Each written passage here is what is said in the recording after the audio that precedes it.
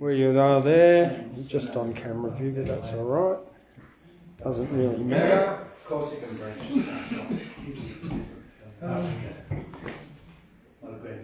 We're live. Hello everyone, welcome to the Australian Poetry Hall of Fame. Cheers. Good evening, James. How are you? Very well. Very well. Yeah. What's going on? Yeah. Hello out there in that outside, what do you call it? Domain. Into the web world, that we're going live to at the moment. Wednesday Words. I've got a little selection of poetry that I've got here of Australian poets to read out tonight. We've got one new visitor, Paul. Don't know your surname, but Moxon. Yeah. Okay, Paul Moxon. Steve Wordsmith's back. Thank you. Hello, Gladys, Doug, and Ashley, and myself. Thundercloud, washing away the garbage. Yeah, well. What's your mum call you? Call me James. James Arthur Warren. It's like when sounds like I'm in trouble, doesn't it? Well, it's probably the most recently written piece of poetry in the room because I left here and I went out there this afternoon for a little break, sit in the sun, and I thought, I'm going to write a bit of poetry, but there'll be people arriving really soon, so let's make it short. I'll write a haiku. Haiku. Yeah. And just as I finished the last line, Susan called up. Hello, Rob. So beginning with acknowledgement of country and the Kamilaroi Band by Land that we hold this event on, and acknowledge the connection of elders past, present and emerging to the land, and that sovereignty has never been ceded. I'm going to turn on this light here. That's better. You can see it. Yeah. So a haiku, begin with a haiku. It's the traditional form of a haiku is 3 lines, 5 syllables, 7 syllables and 5 syllables. So I sat down, looked up, where I see marshmallow cotton, wool clouds drift whimsically, peaceful afternoon. There you go. I'll read it out again. Marshmallow cotton, wool clouds drift whimsically, peaceful afternoon. So, and That's a haiku. That's a haiku, yeah. And often they're about nature and that kind of stuff. So just 3 lines, 5 syllables, 7 syllables and 5 syllables. And from that, I want to go to something called Sasha Seahorse. I'm here in the Seahorse Medicine Cafe at the Australian Poetry Hall of Fame. I hope everyone's enjoying their minestrone soup tonight. Looks like it. Excellent. And this is one that I wrote called Sasha Seahorse because today is my son Sasha's birthday. And I'm going to put it to a... Happy birthday, Sasha. So happy birthday, Sasha. So because it's a kids show, close up, right from the beginning, I'll get this over and done with. So I'm going to play it to a hip hop backing tune, backing beat. I'm going to sing it actually. And Sasha Seahorse. And this is Ben Maker's Ocean Rap instrumental hip hop beat that I'm taking from YouTube at the moment. After the ads play. That's what happens, you know.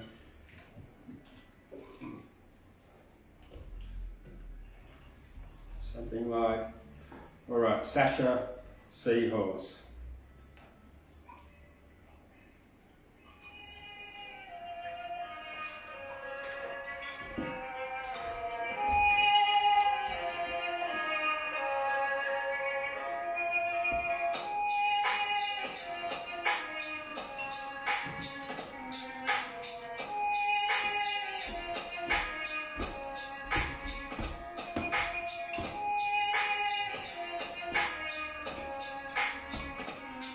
Sasha Seahorse was thought of strange. Sasha Seahorse believed he could bring about change on. Sasha Seahorse, a nurturing man, I give my love freely because I can. One full moon night the sea became rough. A cyclone hit the reef and sea life was tough. The ship became wrecked and stuck on a reef. Sasha Seahorse could see this would cause grief. Sasha Seahorse said, I can help when there's strife. I can bring about change by saving one life. Just one seahorse can bring about change. I'm a nurturing seahorse. This isn't strange.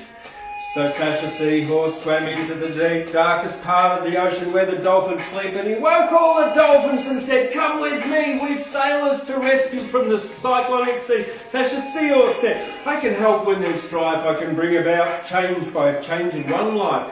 One seahorse can bring about change. I'm a nurturing seahorse, this isn't strange. They swam to the reef and looked about, and they heard a sailor give a stricken shout. So the dolphins swam over, they picked up the man, and they swam through the storm to the dry land. Sasha Seahorse said, I can help when there's strife, I can bring about change by saving one life. Just one seahorse can bring about change. I'm a nurturing seahorse, this isn't strange. They rescued the sailors, working all through the night. Sasha coordinated the rescue and helicopter flight. Not one life was lost. Everyone was safe, and Sasha got a medal for being so brave. Sasha Seahorse said, I can help when there's strife. I can bring about change by saving one life. Just one seahorse can bring about change. I'm a nurturing seahorse. This isn't strange.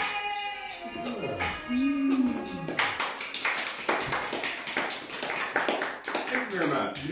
And happy birthday, Sasha, who's 12 today. Yeah. It was written for you. Yeah, for him. And for you. I'll just have a tea and wet my whistle. I'm moving right along. One of the poets that I've selected this week to celebrate here at the Australian Poetry Hall of Fame is this fella, Shelton Lea. Shelton Lea was born to an unwed mother with a couple of sisters. And back in those days, well, often the kids were taken away or forcefully adopted, and Shelton Lea and his sisters were adopted into the family of the famous chocolatier Darryl Lea from Toorak. Now, Shelton didn't fit in there, and by the time he was 12, he ran away. It wasn't a pleasant environment for him, and ended up, over the next 8 years or so, in and out of reform schools and orphanages, and ending up in jail. So when he was in jail, at the age of 20, that was his last stint in jail, and he started writing poetry, and it had a lot of affinity with the Aboriginal people's struggle from all that time being locked up and stuff. He passed away in 2005 at the age of 59. So he didn't live that old from lung cancer. However, in his lifetime, he did establish himself as one of the premier poets of the Melbourne performance poetry scene, one of the #1 performance poets, and travelled quite extensively through Australia. This is Shelton Lea. And then, once he also ran antique and rare bookstores, and he had many, a lot of people said very positive things about him, including Dorothy Porter and lots of people. So this is his, it was real street level poetry that he wrote. He wrote 10 books and published some of them himself in his own publishing company. And the last book that he wrote was Nebuchadnezzar, which is interesting in itself. It's a very, and it's something he really insisted on publishing and getting out there before he died of lung cancer, which he only died of lung cancer within a week of releasing his last book, Nebuchadnezzar. I'm not going to read Nebuchadnezzar now, but I am going to read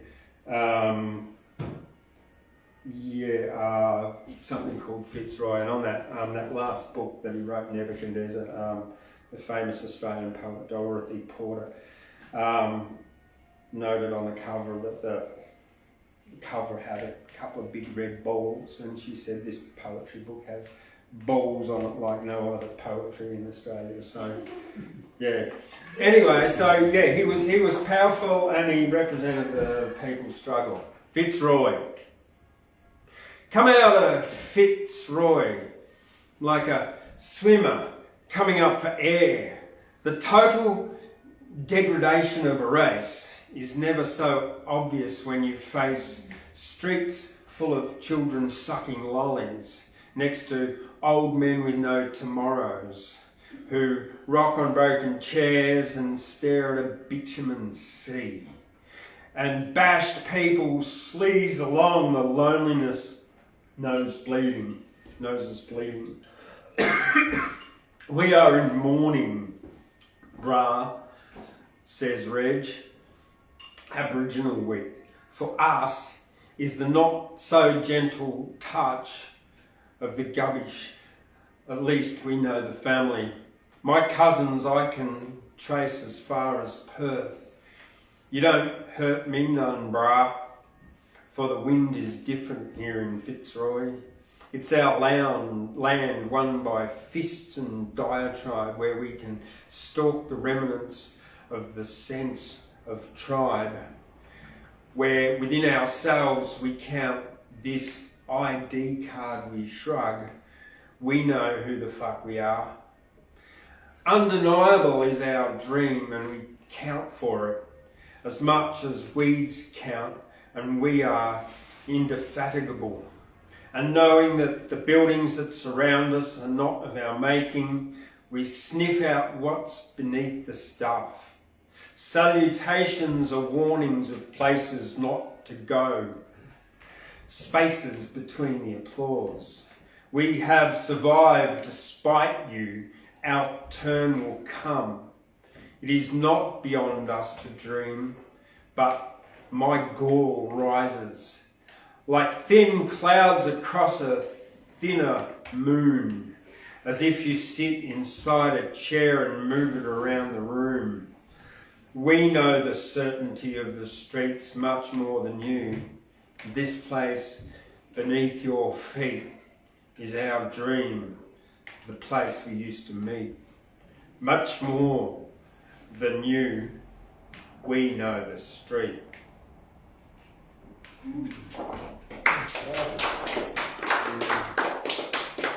All right. And then, because she spoke so highly of him, Dorothy Porter. Dorothy Porter was born in Sydney, where she worked as a teacher. I forgot what year she passed away, but she's gone now too. Yeah, also. The red cloud. Walking across heathland under a red cloud. Too delicate, this sky watercolour to remind me of life. Instead, it is a peculiar sweet intimacy that walks with me, that is silent, leaving my feet free of shadow and unsuffocated. Oh no! You'll have to go again, do it again. Sorry, we had a Mexican outburst. It was. Yeah, I'm gonna run out and jump on my horse and shoot off down the street to go and rescue someone. Yeah. Right in the midst of it, James. Yeah, we'll do it again. Yeah, I'll see if I can do it. Anyway. I was appreciating. I was really feeling. Okay. The red cloud. Walking across heathland under a red cloud. So I'm sorry. Okay, I'm going to start again. Yeah. The Red Cloud by Dorothy Porter. Walking across heathland under a red cloud, too delicate this sky watercolour to remind me of life. Remind me of fire. Instead, it is a peculiar, sweet intimacy that walks with me. but is silent, leaving my feet free of shadow and unsuffocated.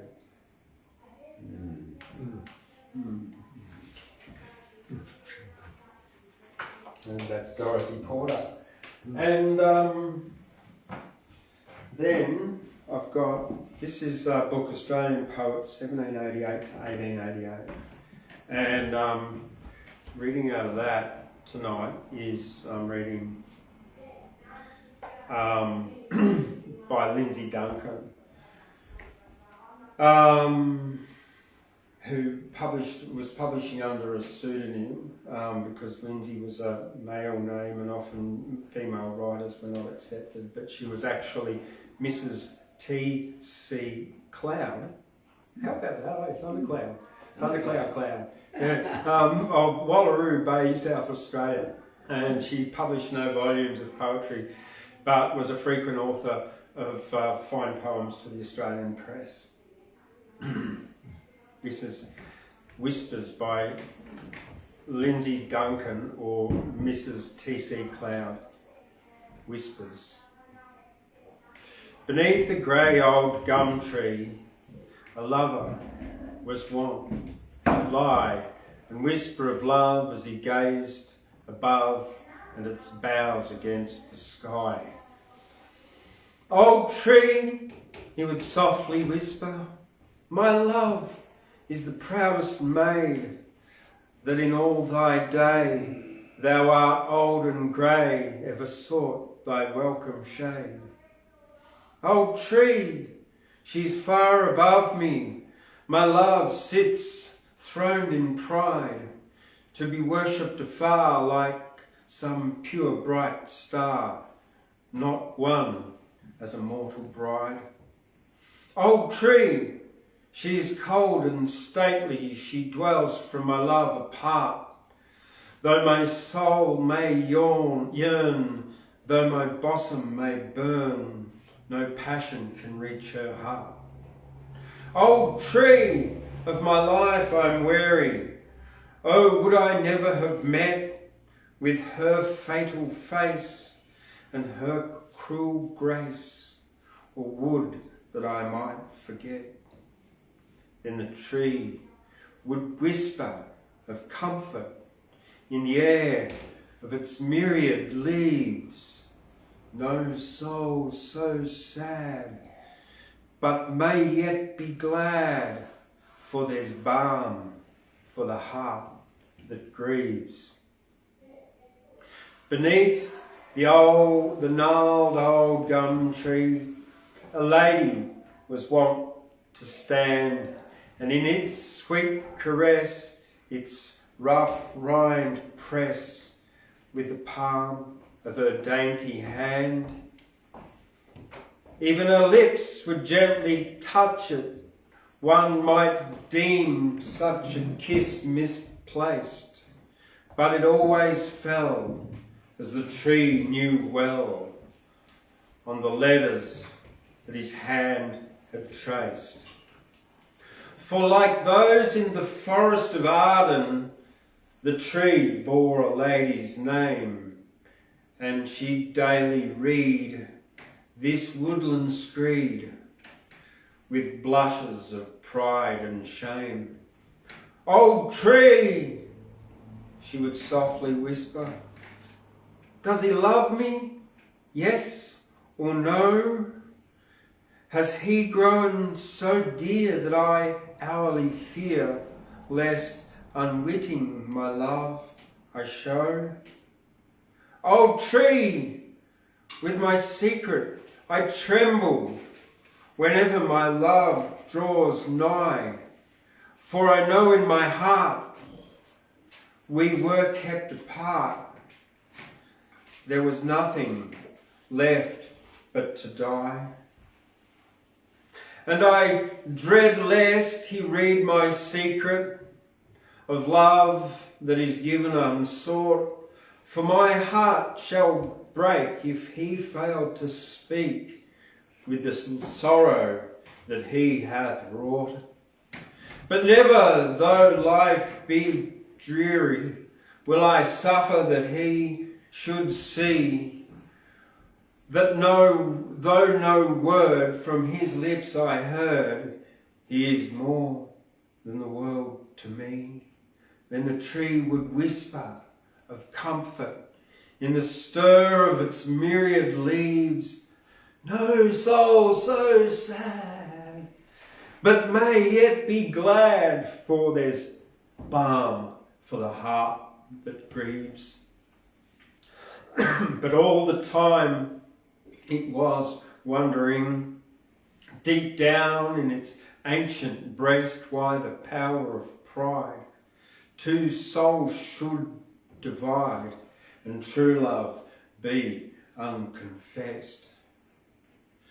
Perchance the old tree gave wise counsel, perchance it their whispers betrayed, but be that as it may, at last came a day when the twain stood hands clasped in its shade.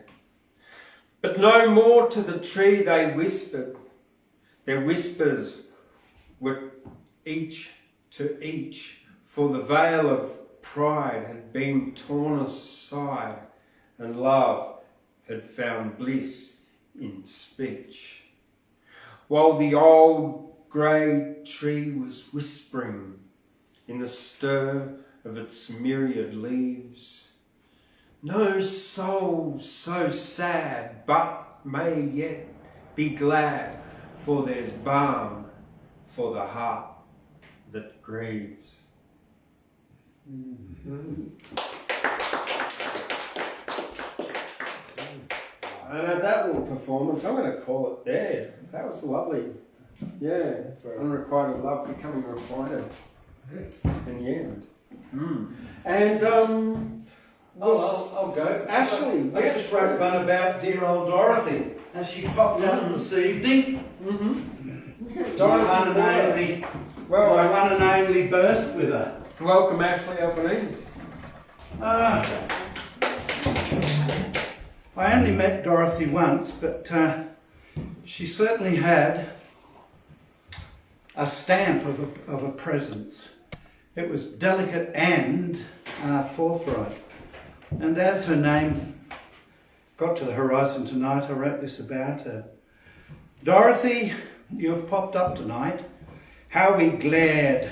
You didn't like my rampant, was it maleness? And I didn't like you objecting to that. I treasured your thoughts about clay and Egypt and Akhenaten, pole clay. Your little book with neat self-signature of self. I walked Knox Park, regularly intoning it. And the guy with the tom-toms, sacred rhythms, ushering up a sonic pointillism as paeans about Lismore Big Scrub gone. We were both there that night. Well, I listened still. Tom, your nimbin folk-forked beard, and Dorothy long gone, sitting, sort of, to perform. It was a poetry gathering in the, there'd be people still around who remember it, in the old art gallery, the museum that my great friend's grandfather, Winston Lang, had set up in the 20s and 30s. And but for Mr. Winston Lang, all the history of the Richmond would have gone down the river. I'm going to write a novella called George Sorel Comes to Gyra. So I made a big poster of this and put it on my wall last night, because it'll be the hub of everything I'm thinking through to write. This is George Sorel speaking to us, and these words are perhaps strangely relevant to the Gyra bush. The general strike is the myth in which socialism is wholly comprised, a body of images capable of evoking instinctively all the sentiments which correspond to the different manifestations of the war undertaken by socialism against modern society. Wonderful quote, that. Yeah. I was watching a lecture on YouTube. Modern techno has some good sides, and Shannon Bell, who was giving the critical theory lecture, if you want to watch it, she threw that up on a big projection, and I thought, oh, they're marvellous words, actually. So I'll write a little novella which I'll read bitty for you here over time. And today in the Beatty Street Mall, I observed this, so it became my lyric of the moment. Two 30-year-olds, young mums, enrolling together time, two prams, midday courthouse, bell tones on, noon fountain plashings like soldiers in step under the tongued bank dragon logo, and I presume in 10 years pedal to pedal. The two babies from the prams there will cycle by, two 30-year-old mums, young mums, enrolling together time.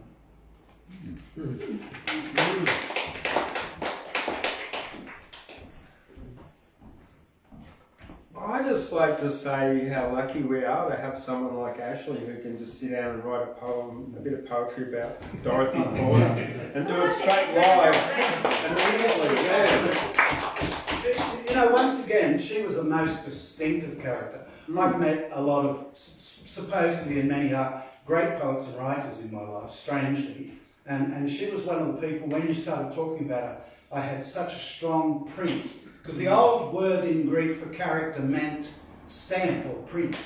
And she had a very, very strong presence. Very interesting woman.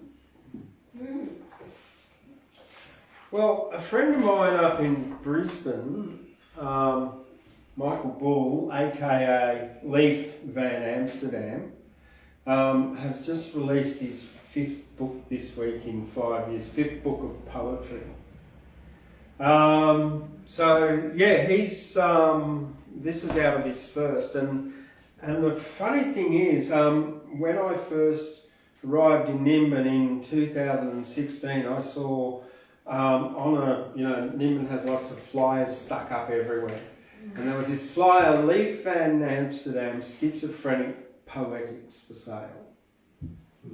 Well, that inspired me to go on and publish some of my poetry myself. So yeah, I've also published 5 books, but they're all sort of like, yeah, they're all out there on the internet. You can look them up. Loving Nimbin, Lusting Nimbin, Poetry to End Prohibition, The Flea and the Dinosaur. That's only 4. Yeah. So 4. So yeah, I better get to work, eh? But this is from Leaf Van Amsterdam's first book. It's called Zen. I prefer to look at the universe upside down with the grass on top. My stare can penetrate some clouds and, like meditation, clear the mind. Think of a word that means the world. Repeat it continuously in focus. I love to see how the moon illuminates above. Stars are sprinkled randomly as well throughout. I embrace the silence in the breeze alone. My mantra is peace and love. Now, my mind is calm.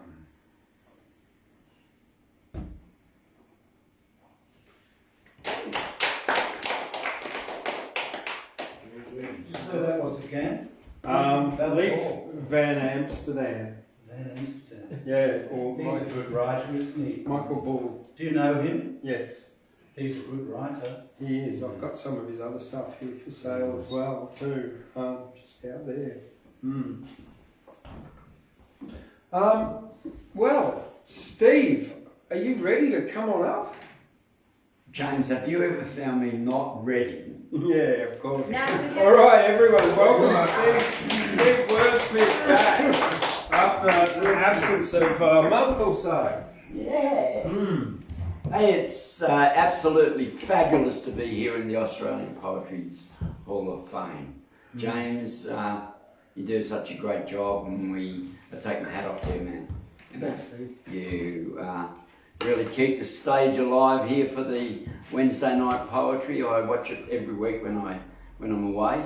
It's one of the things that I try to keep in touch with. You know, there's some fabulous poets and people moving around. Gladys, it's good to see you. Doug, it's good to see you. You know, it's good to see everybody here. Robbie, good to see you with the guitar in hand, mate. And it's great. I've been down in Yukai on the Northern Rivers and around Mullumbimby and such. And one of the things I've realised is community. I love community in places that we go. You know, we've got a nice little creative community happening here in Guyra, and that's fabulous. You know, the hub of Guyra, as far as I'm concerned, the creative hub of Guyra is around the Australian Poetry Hall of Fame, the things that's happening in the park, and like Roger doing his art and things like that around, you know. Music happening, the morning markets is fabulous, you know. It's inspirational. I was down in Yukai and I got to meet an interesting lady with a dingo. I drove into Yukai and opened the doors, which happened to have free on this side and dom on that side, right? And I've been giving away free doms all week, you know, free doms to everybody, because most of them have given them away already. Yeah, they're freedoms, you know, so I've been giving away free doms all week, right, you know. So anyway, I opened my doors at the back of the van there, and straight away this woman with a dingo, a full-bred, original dingo, male dingo, and she come in and the dingo jumped straight into my van, into my bed, and made itself at home. Is this true? Yeah, this is true. This is in the last couple of weeks, right? Jesus. Anyway, so, you know, we've been trying to chat. This lady that looks after this dingo is 25-year-old sort of lady, a lovely lady called Jess, right? So we got to, and then there was another lady with a beautiful bird on her shoulder, and she was having a love affair with this bird. And, you know, I only saw her for moments during the day, but in the process of caring for this lovely bird that she had on her shoulder. And then we had a nice New Zealand man called Callum come in, and it got to be a real community in this place we were. And I think the reason that I got to meet these people was, one, to learn about dingoes. Because dingoes are not a dog. And I've always associated them with being a dog. But they're not a dog, they're a dingo. They're a different breed altogether.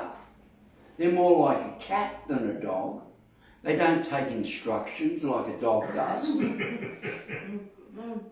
They choose they have an intuition. They're an ancient native animal. They're different to, and you know, we hear, and this lady told me all sorts of wonderful stories about dingoes, which I really didn't know. So it was a teaching time for me. You should write them down. And some of the things that she taught me about dingoes, and we got to write a poem together. So I'd like to just, I think James presented it last week, but I would like to present it. And this is to Jess and Andrea. Hello, everybody out there, and all the friends that I've been speaking, because I would have spoken to 2,000 people in the time I've been away the last couple of weeks, something of that nature, in different things that we do. So, I'm a dingo, not a dog. He's been here since time began, dancing with ancient beings, not bred by man. He doesn't take instructions, as a normal dog would do. He has an intuition. It's evolved in him through and through.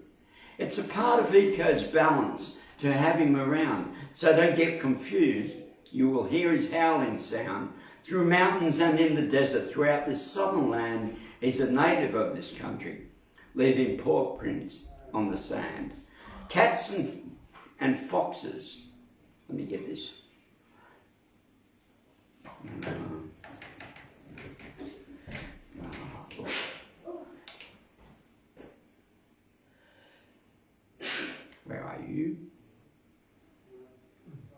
Cats and fox and ferals are nothing but devious perils who hide when the dingo stands.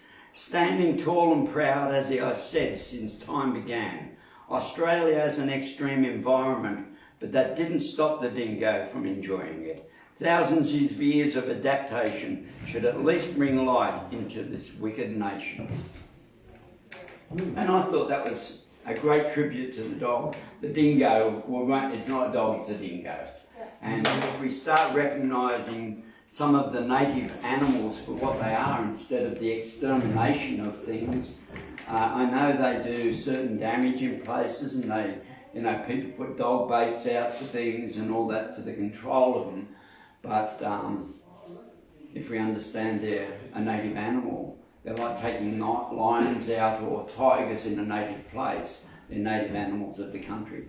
And if we could sort of... So I had to learn about dingoes anyway. So my little trip down to the Northern Rivers area, which is a beautiful area, and I love being on the beach, and all my friends at Brunswick Heads and around the place, and Ballina and Nimbin and Mullumbimby and New Kai and Moolumba. I say hello to you tonight. You know, it's really good to be here, and we're always into poetry, and it's good to see people stepping up and putting good poetry on the line. You know, that's great.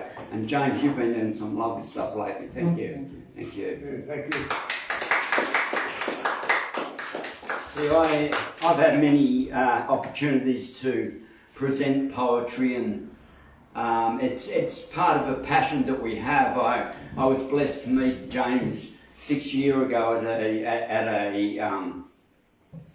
a festival at that time, and it was he was in a little bit different situation. He had a big, beautiful double-decker bus and an eye on the front of it, and he was the yoga master in this festival, basically. And yeah, it was a good time. We had the best festival I've ever been to, I think. And nobody turned up. Yeah, it was just It was only the people that had set the whole festival up, and all the musicians and everything like that, and we had a fabulous time.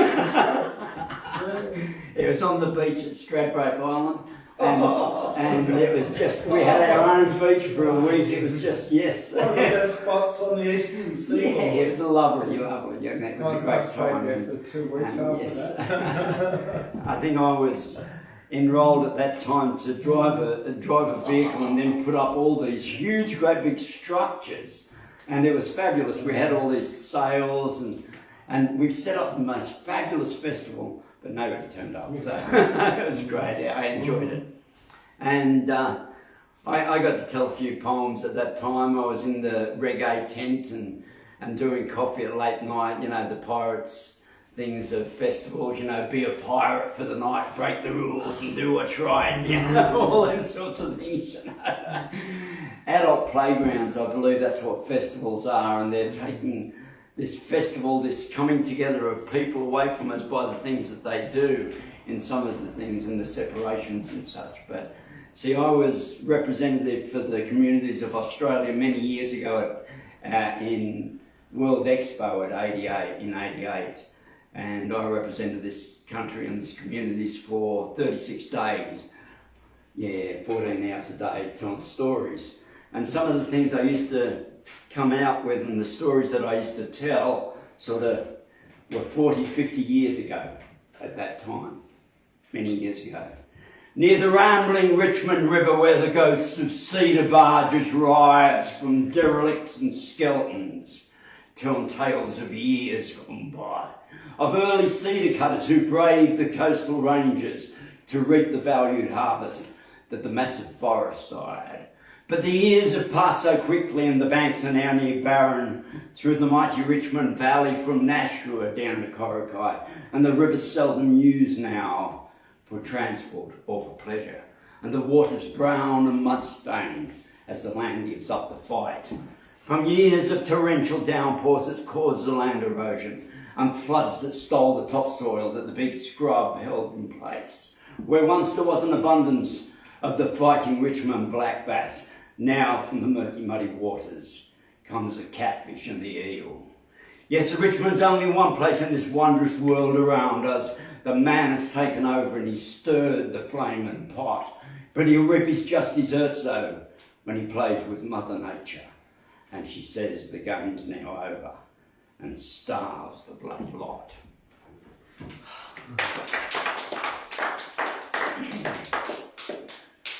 Poetry's our thoughts written down, and we see inspiration, and as inspiration flows, and where does the word inspiration come from? In the spirit.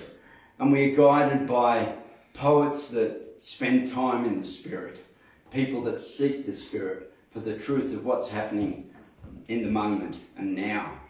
And we see our country in a challenging time at the moment when people are following the politicians of this world and the corrupt governments and corrupt organisations and leadership that's not really good leadership. And we are challenged. But if people would listen to poets instead of politicians, we might do all right. Have a nice day. Let's go, Brandon! Let's go, Brandon! Freedom! Bring it on. Beautiful. Poets, not Brandon. Let's do that. Anyway, hanging from... Beautiful. Ooh, where are we? Fools and angels.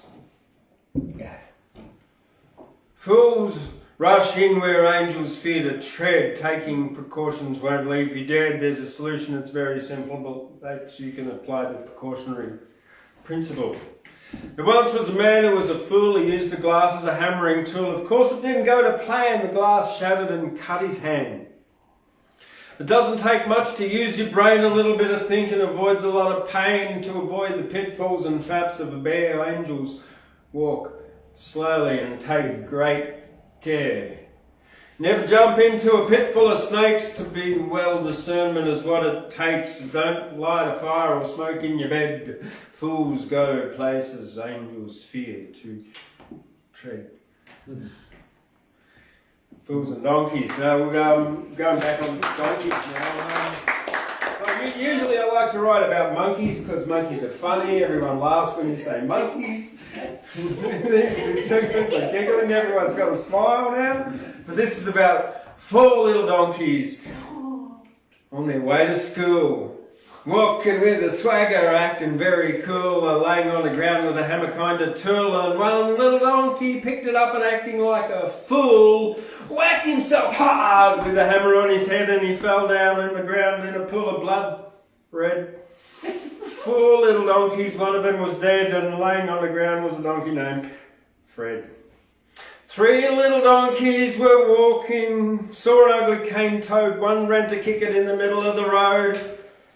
Along came a truck and down he was mowed. Out of the little donkey lots of blood flowed. 2 little donkeys were walking by a creek. One went for a swim and things were looking bleak. Panicked as he couldn't swim and began to freak. One little donkey left had a really bad week. One little donkey arrived at school alone, looking very sad like he'd lost his phone. Weeping a little wail, and he gave a donkey groan. Holding in his tummy he began to moan. Oh, I think I'm gonna die 'cause I ate a poison berry, thinking it was yummy like a ripe strawberry. I'm feeling very sick and no longer merry. Dropped dead in the classroom and left like a fairy. 4 little donkeys all died and passed away. 4 little donkeys all had a very bad day. There is nothing else that I have to say except don't swagger like a donkey. Enjoy life and play.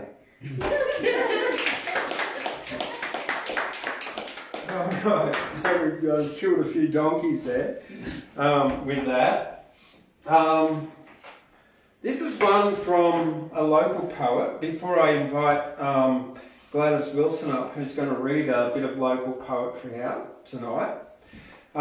This is from the famous Guyra poet and newsagent Dave Bearer. Now Dave's, I think, was the old newsagent up here, and he retired back in the 80s. 54 years he's been in town. A long time, yeah. He's a good friend of Ian McNamara, Macca from Australia all over, and he's been on there a couple of times and that. A Sydney man who lives in the bush. That's right, yeah, he does, just through the telephone. So this is Dave Bearup's book, Keep and Dry, Ain't It? And it's from 1995. So we've gone back there 26 years. And I'm probably more than ever true and needed this bit of poetry called Freedom of Speech. There's a lot in here and it's all quite funny, but this one I just I've never read it out before.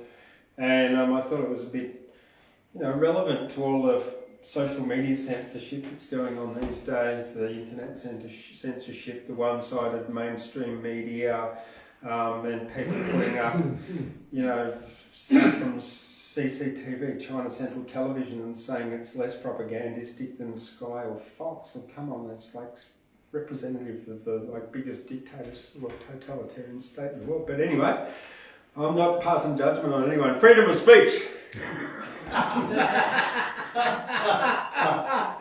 She'll be right, mate. No worries, everything's just fine. Trust me, says the media baron on his very own Channel 9.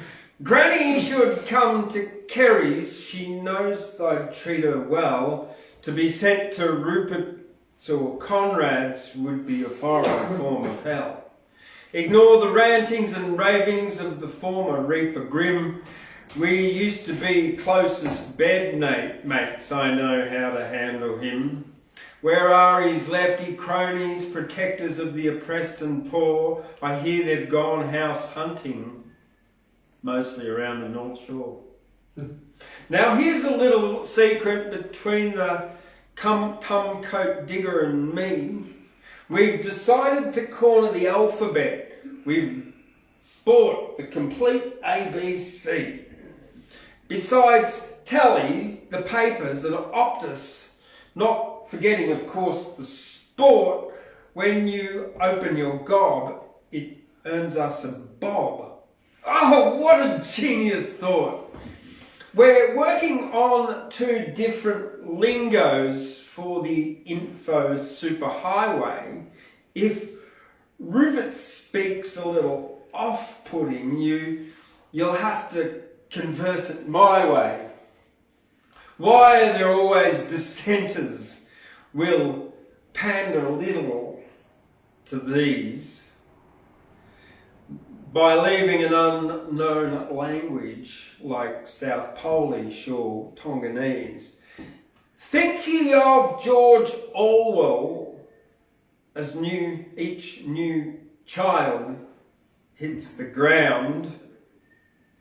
Our technical staff will engineer it by wiring it up for sound. I've neglected to talk of accounting. I must give our heartfelt thanks.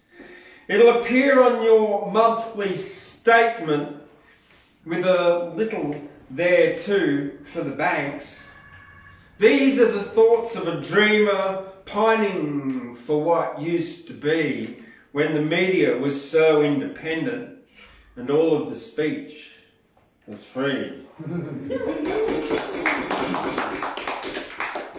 Thank you, Dave Bearup. And I'm going to invite now Gladys Wilson on up to read from Guyra local, passed on now, Myra Sweeney. So to celebrate a bit of our history here in Guyra, thank you, Gladys Wilson. Okay, well, thank you everyone for coming and welcome to the Australian Poetry Hall of Fame. I've got my very good old friend over there and it's good to have him back. Thank you. I must ask you for a cup of tea one evening too. Definitely. But it's lovely to be here. Now, tonight I sort of celebrate our pioneers of poetry, because very often our poetry now is all moving forward and we're doing something different. But this lady was a Guyra lady and actually related to me. But she was a great pioneer of poetry. And this one here now, I'm going to, I think that was the, Now this one is The Lights of Home. And I pay tribute to her because I said these, they were really good in those days and put good stuff together. I don't know what I'm going to do as good as what she's done, but anyway, I'll have a go. Do the lights still shine in my street? Do they glow in a warm, friendly light? Does the grass still crackle neath your feet on a cold and frosty night? Do the folks back there know that I still care? Does the old town look the same? Oh, how I wish I could be there as this place from whence I came. My silent tears wet my pillow each night. It seems as I am much too far away. I am lonely and sad in this cold morning light, as I long to go back to my loved ones to stay. The lights of the city are not for me, as it matters nor where I go. 'Tis the light of home that I want to see, deep in my heart I miss them so. I can never change my feelings, no matter how I've tried. My whole home was my castle, full with memories and dreams of tomorrow. My place to abide with love and my pride. My haven in joy and in sorrow. Now I've got that's one there. I'll probably do another for a time because I don't think I'm today. This one here. Then the grey shadows of dawn have fled, and the sun comes shining through, sparkling like a mirror of diamonds, tiny drops of dew. This morning is so special, for it is beauty of today, and today is time for us to stop instead of rushing along the way. We should stop and smell the roses and take the time to smile, for this may be the only day that we will see things that are worthwhile. The dewdrops may not be there tomorrow, nor the morning sun so bright. There may be dark clouds on the horizon, shutting out the early morning light. We must not wait until tomorrow to tell the loved ones that we care, or to enjoy the blessings that we have, for tomorrow they may not be there.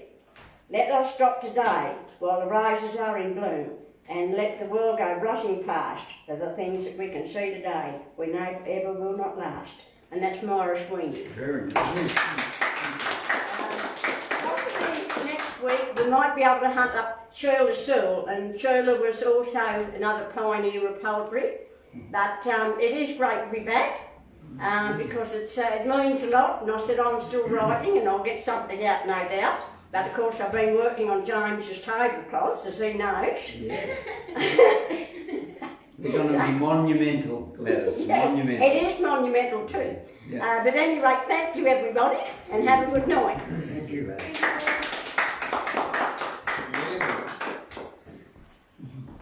Always Oh, lovely. James, Thank you yeah, very much, yeah, Gladys. Otherwise, I might cut that off somebody's copy. Yeah, Shirley Sewell, yeah, she's another pioneer of poetry too. I'm going to do a little bit of mine now. You got something for us too soon, Rob? Found one, yep. Excellent. Oh, good. I've still got a couple too that I wrote Excellent. about Van Amsterdam. Trials of the storm. Great raging fires incinerating swathes of mighty forest and engulfing whole villages in firestorms, charring all the red hot leaks tongue, causing great discomfort to the political class. Yes, blistering hot scalds burn polyester politicians melting their artificial veneer. Great bowls of water being thrown all across the land from giant waves of clouds washing like an ocean across the continent, inundating fields and rivers, flooding banks. Yes, flooding banks and insurance companies with insurmountable pressure from nature. Great gusts of wind being hurled over mountains, plains and forests as tsunamis, like atmospheric troughs, plough furrows through towns and cities, blowing away structures. Yes, outdated governance structures with the brute force only a tornado can bring. Great waves of water washing, sloshing all over the coastline, cleaning the slate and tiles of the lowlands where the dwellers of Rectangular cities are bound to their wages like slaves to masters. Yes, a kick makes a complacent dog yelp like a complacent population needs a tsunami as motivation to change. Great rumbling, grumbling, humbling, earthquaking, shaking and breaking, making acoustic and geologic metamorphic transformations to nations, railway stations and treatment of patients. Yes, patience is required for planning a process of transformation such as earthquakes. Great twisting and turning of thunderclouds, rolling and bowling with flashing of lightning and wind and smashing hail, throwing a hammer in a mirror shop, shattering illusions of comfort. Yes, unroofed parliaments with hail-smashed windows can be torn down by the thunder of nature. I love climate change.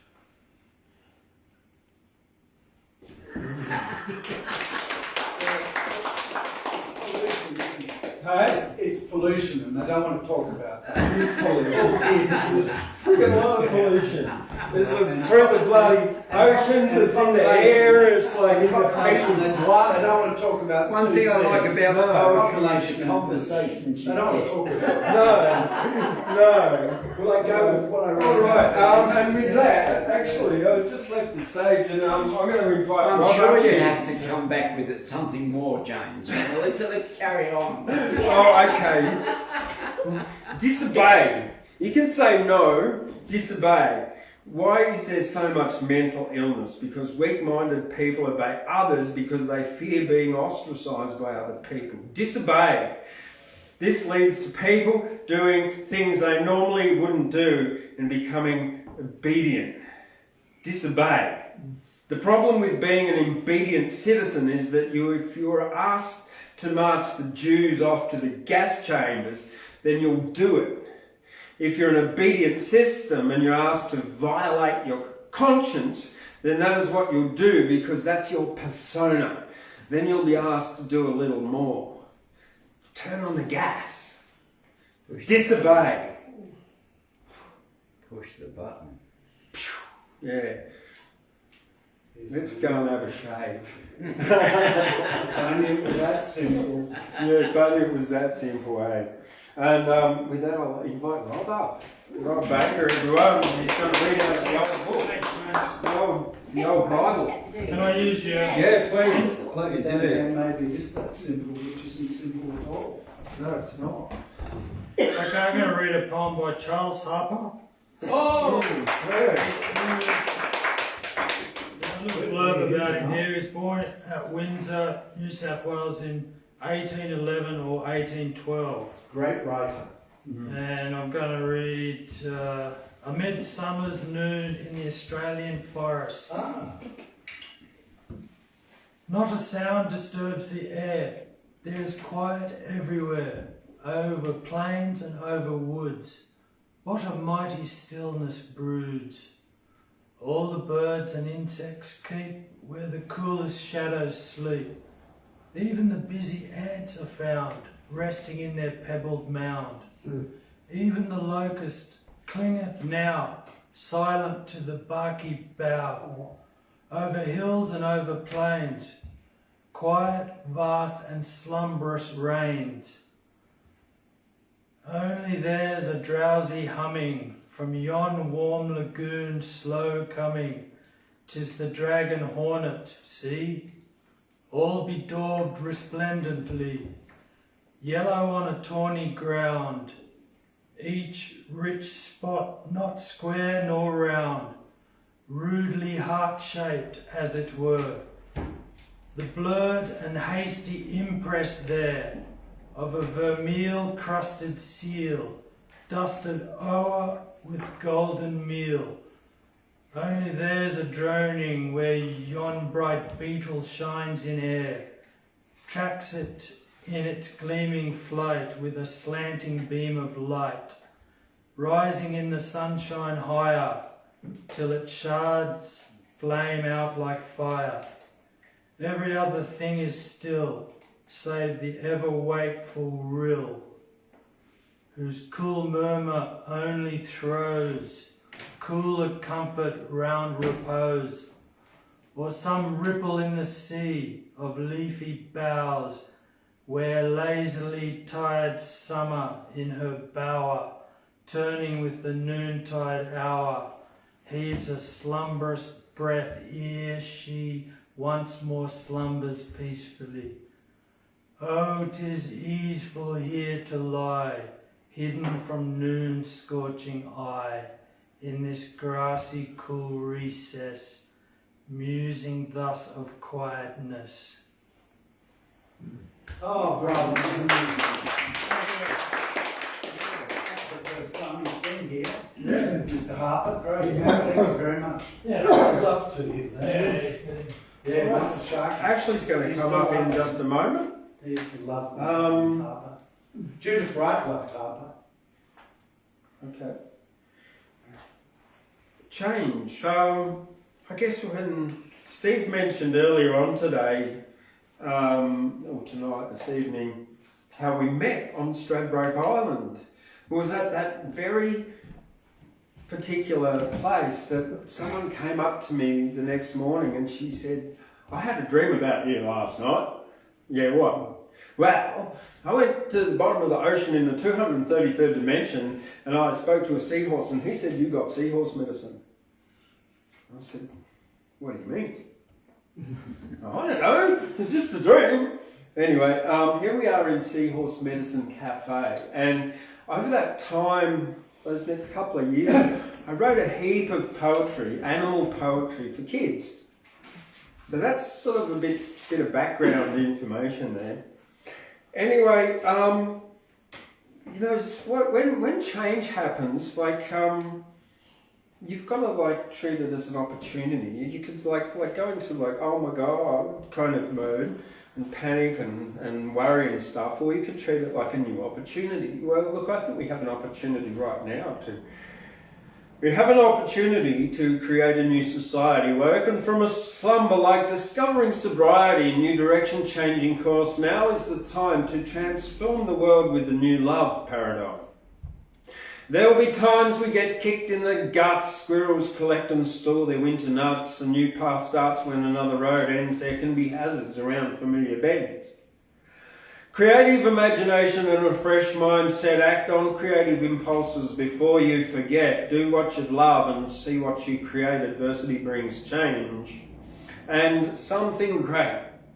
Welcome to a new world with a new paradigm, the love paradigm, and now is the time, a parallel society, alternative and new, holistic and progressive, and what you'd love to do. Holistic wellness centres, creative education, planting trees and also native bush regeneration, nurturing the planet and make a new society, drop the old destructive for the caring variety. Move from the cities to rural towns and land, opportunities are here to make our lives grand, leave behind the toxic life making you ill. When the time comes, you can take the blue pill. Step out from the matrix and walk your own path. You can build your own fire on your own hearth. One door closes so you can go your own way, down a new path to create a brighter new day. Yes. Well, positive one. And I'll invite Ashley back on up. Well, if anyone's interested in poetry, you get a spectrum of it sparkling here. When James read the poem from Van Amsterdam, what's his earlier name? Leaf or Michael Ball. Michael Ball. I've heard of him actually. You know, these names pop up at the back of your curtain. Well, I thought of Miroslav Holub, and I used to sit in the timeless time above Steve at UKI back in 1970 in Dr. Gordon Land's Mountain University, reading Miroslav Holub, and Van Amsterdam's poem reminded me of Miroslav Holub. So I will read one poem that Holub wrote, The Door, and some words I constructed in memory of Holland. Oh, I'm 70, so glass time. No, I could have read it without them, but I thought it would be funny. It was. It's not funny, is it? We all hate to age. Still, I'm privileged at 70 to have the experience. I've got some great poet friends who just drank themselves to oblivion. So I'm amongst the privileged. Yes, James? Say I'm amongst the privileged. You're still alive. Oh, well, Greg Shortis and Andrew McHugh and others, they've all gone to the wonderful spirally swirl. So, these are my words about Hollywood. Listening to James reading a Brizzo, Van Amsterdam, the phrase "stars are sprinkled throughout" brought Hollywood to mind. Training in Prague as an immunologist, turns 20 as the Wehrmacht retreats from Stalingrad and across his own front garden window too. Go and open the door. Well, I'll read that in a moment. So, snow through his poems on people and plagues comes down sideways, every which ways. Morislav Holub, 1923 to 1998. Why the Soviets wouldn't allow him to be published, or the authorities in Prague, amazes me if you go through some of his poetry, and I recommend you do. He's a wonderful poet, but he said he was an immunologist first, like Doug here, and a poet second. So this is the little ditty he wrote called The Door. And all his poetry has somewhat of this X-ray. If you go click, click, they shouldn't, but we do. Go and open the door. Maybe outside there's a tree, or a wood, a garden, or a magic city. Go open the door. Maybe a dog's rummaging. Maybe you'll see a face, or an eye, or the picture of a picture. Go and open the door. If there's a fog, it will clear. Go and open the door, even if there's only the darkness ticking, even if there's only the hollow wind, even if nothing is there. Go and open the door. At least there'll be a draft.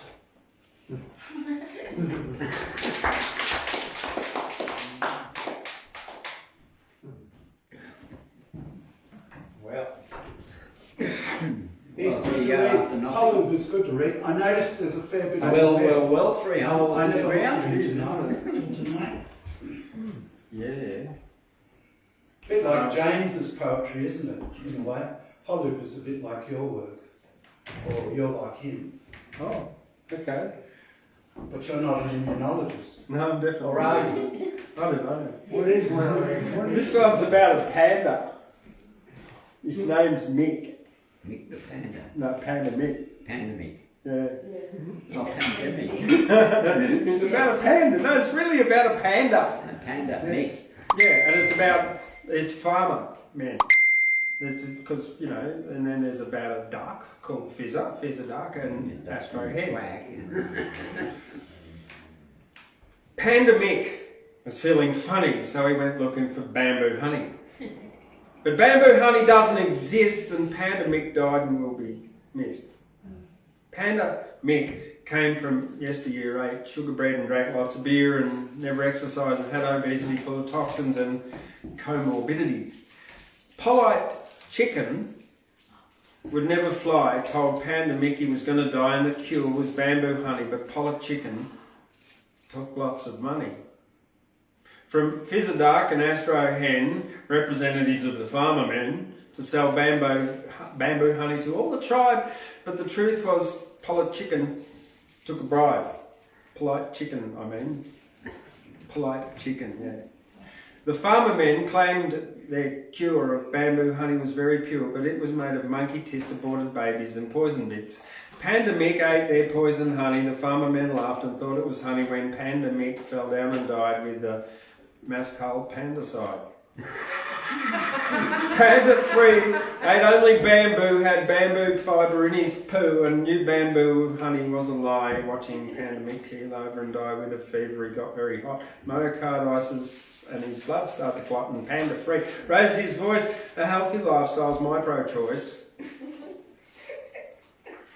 The panda Mick all faded away, and the polite chickens died one day, and the Fizzaduck and the Astro Hen were put on trial with the farmer men, found guilty of pandicide, and it's funny, sentenced to death by bamboo honey. Injected straight into their brain, they all went mad and then insane, and they jumped about like chimpanzees because bamboo honey caused disease. Panda-free survived the cull. The bamboo honey hypothesis was proven null. And panda-free lives free on Earth in the new society. Had been rebirth, remaining pandas were healthy and fit and didn't eat bamboo honey with monkey tits. Panda-free ate a bamboo shoot, and after that leaves and roots, and never touches fake honey shit, so panda-free is healthy and fit. Read into this story what you will. The farmer men just want to kill the panda mix and make a meal so they can sell them a new red pill. Oh, shit happens. I sit in the sun watch the morning of the day, cold winds blowing and tumbling leaves play, and a sparrow flits about looking for insects until another gust of wind interjects. Trucks of dirt, council workers and high-vis tradies, the Gyra walking club is a red jacket parade of ladies.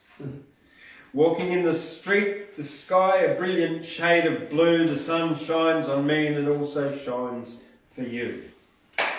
No clouds today, but no rain, but the wind cuts like a laser, blowing away wet weather like a pencil mark and a razor, kids getting dropped off by dad to catch the school bus. Some things are trouble and others are not worth the bother or fuss. The world keeps spinning because it's not the world's end. The wind interrupts like an overly talkative friend who has a lot to say but will rarely listen, blowing fast and gusty. Doesn't know what it's missing. And that was just me sitting in the street having breakfast. Well, can you read the last words again? The world keeps spinning because it's not the world's end. The wind interrupts like an overly talkative friend who has a lot to say but will rarely listen. Blowing fast and gusty and doesn't know what it's missing. Yeah.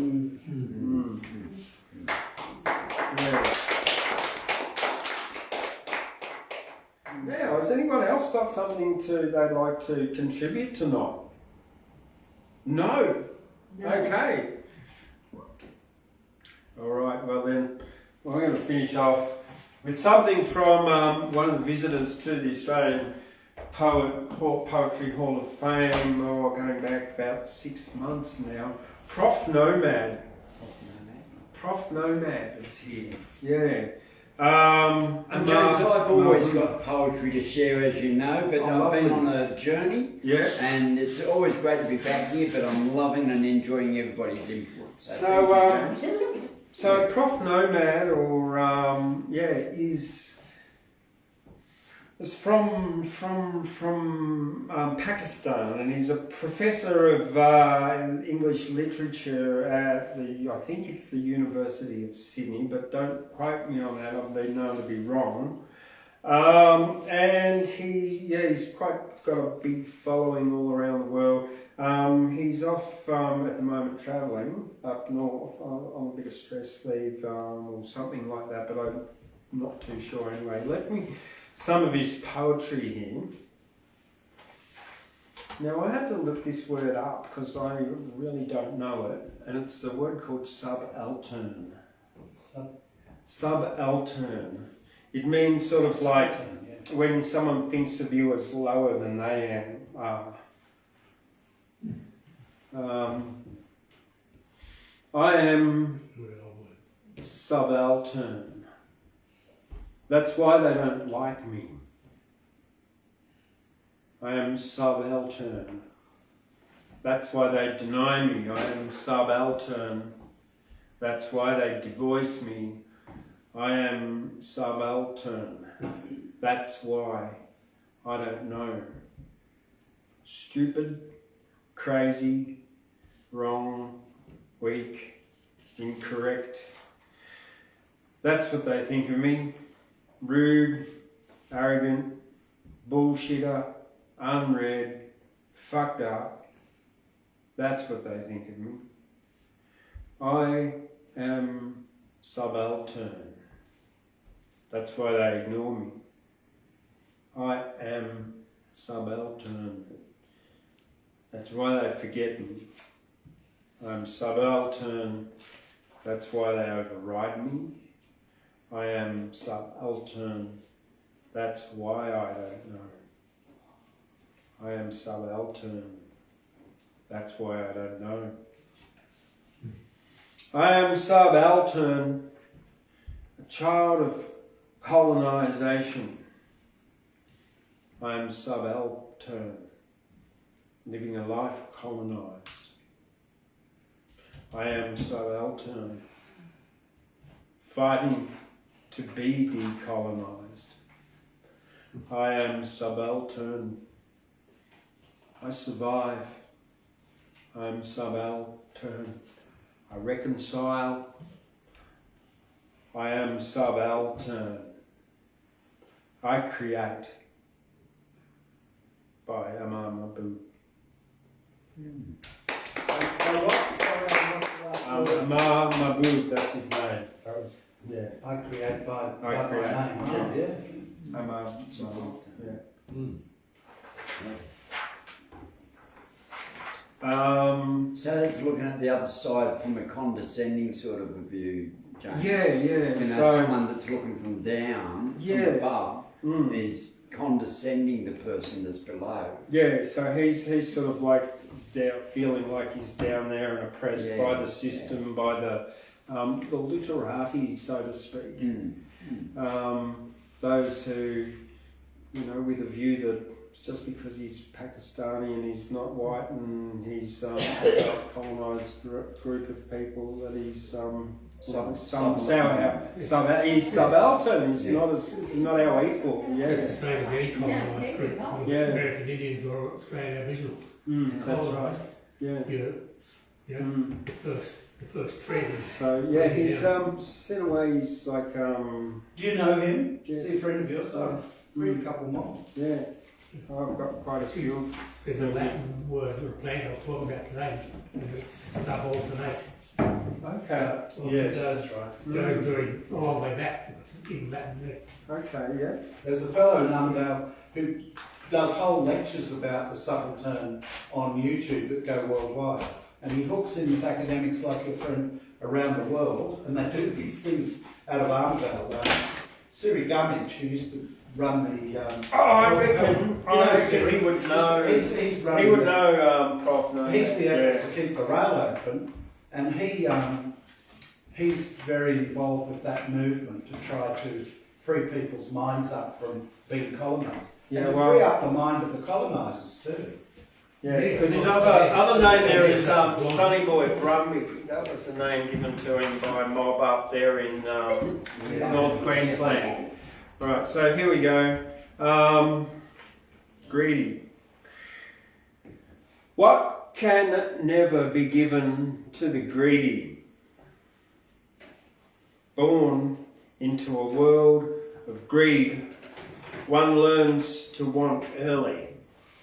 Taught through words written in books, one builds beliefs without observance. Fed on food sourced from oppression, one confuses suffering with life. Forced into labour, enforced by law, one loses dignity again and again. Broken by a system built on symbols, one clings to any hope one can. Once all is lost, one finally realises enough cannot be given to the greedy.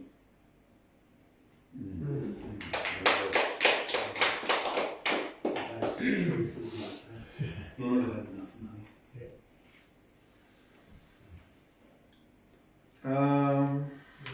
Tears and smiles. Sun brings tears, Moon brings tears, death brings tears, birth brings tears. I cry and tears free me. Dingoes make me smile, peahens make me smile, singing makes me smile, dancing makes me smile. I laugh and smiles me strong. My love and smiles me strong. Yeah, that's like Walt Whitman would say that in that way. That was Sonny Boy Brumby, same guy, different name. When did you meet him? Here. Ah, he walked. June 15th, 2021 that was written, so it's pretty new too. And he was down there at Armadale doing one of those things, so I think that would have been With Mr. Gunn. with Mr. Gary. Professor Siri, yeah. Yeah, thank you.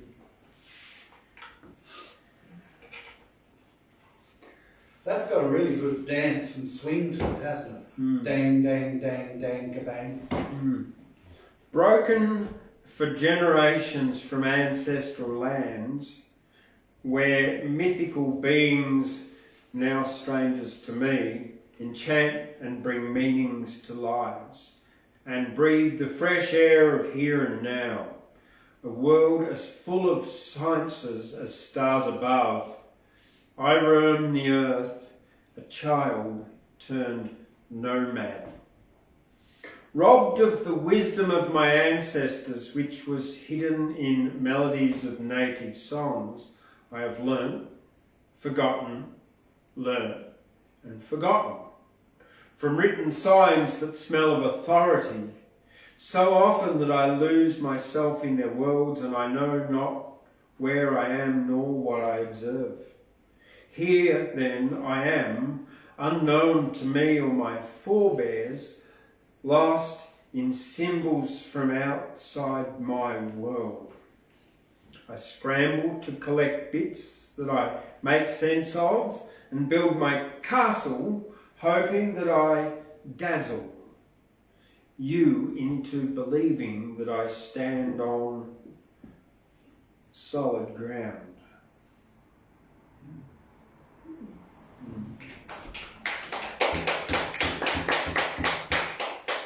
And we'll do one more from him. I see a theme coming in Yeah. Oh, well. And then he has there. his... Huge impact on people's lives. That's a conflicted cultural space, Pakistan. This is Little Gudu asked the other day, why are there so many fires in Australia? It is the greed of a few people, I replied, who steal from Mother Earth. They dig out coal and minerals and oil. They rob the Mother Earth from inside. Kill millions of her children till there are no more and fill the lands, the rivers, the air with dirt, which chokes Mother Earth and makes her sick.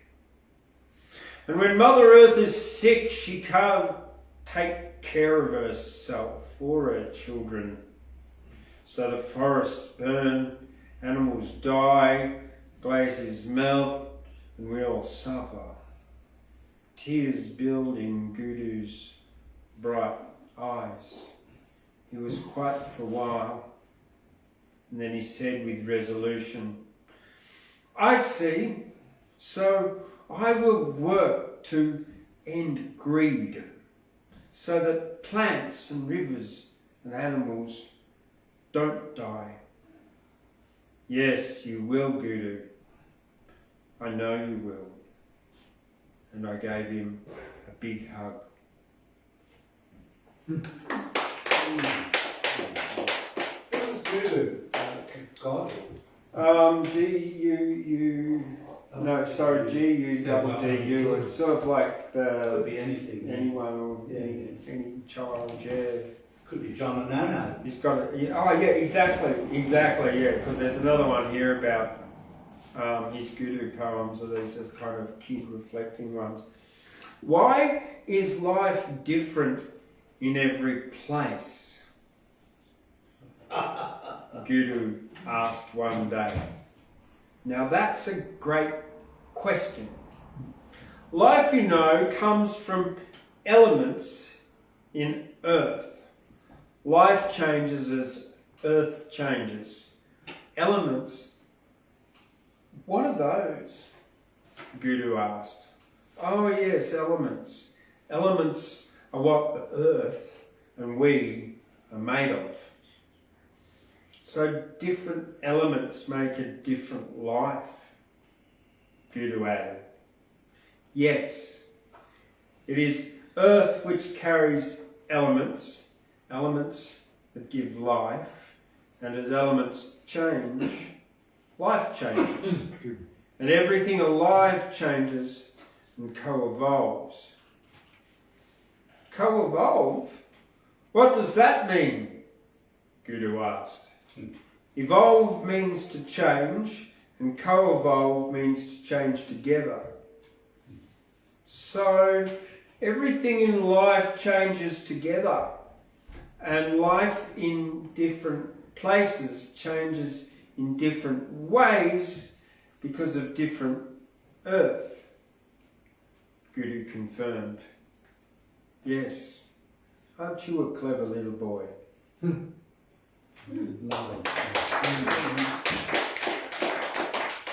All right. Well, before we knock off, If he wasn't writing those in English, what would he be writing them in? I presume he does write them in another language too. yeah, I'd say the language of Pakistan, is that Urdu or something like that? Urdu, yeah. Yeah. That's why they're so conflicted. They've got a thing of conflict beyond just English. Okay. Well, thanks to all the poets and everyone tonight for reading and participating. And before we knock off, Fiore Musicale is coming here to the Australian Poetry Hall of Fame on the 11th of December for a show at 3 p.m. Doing Pur Natus Est, Pure Born is, a concert of chorale and instrumental music for the Christmas season. They'll be doing Sophie Debussy, Bieber, not Justin Bieber, Rosary Sonata No. 3, The Nativity. So that's the 3 p.m. Saturday, the 11th of December, here at the Australian Poetry Hall of Fame. Tickets are $30 for adults, concession, which is for kids, is $25.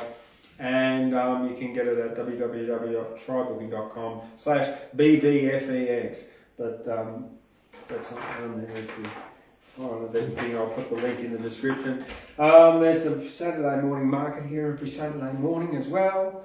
So that's from 8:30, and every Wednesday night, Wednesday poetry night. So thanks everyone for coming along, and if you like that, give it a thumbs up and subscribe on Facebook and on YouTube out there in the world of the internet. All right, thank you everybody. Cyber world.